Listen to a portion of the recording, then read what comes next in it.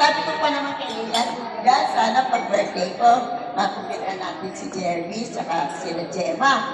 Yung magkakapatid, kasi tatlo magkakapatid yan. Dahil inalagaan ko yung mga bata ko. Talagang tatay nila. Ako nagpalaki, tatay nila.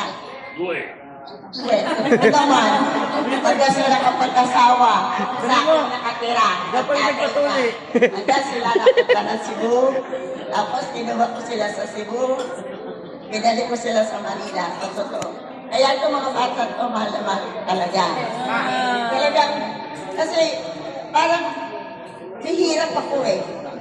Hihirapan sa mga bata ko. Kaya talaga nung sabi ko yung party, sabi ko, ano, at yan, ano mo naman sila Jervis, para makapunta.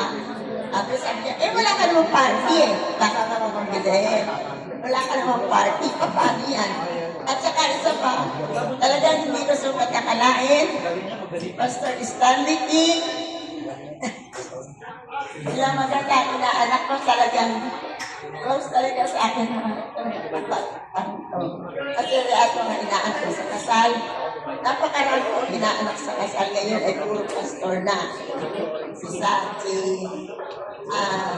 Luis, si Santi, ay si Pastor King, halos lahat marami. Napakarami, lahat sila pastor na ngayon. Pero unang-unang inaanak ko, yung pastor, si Ray Malikwin. Siya ang unang-unang inaanak ko. Tapos si Pereras. Marami.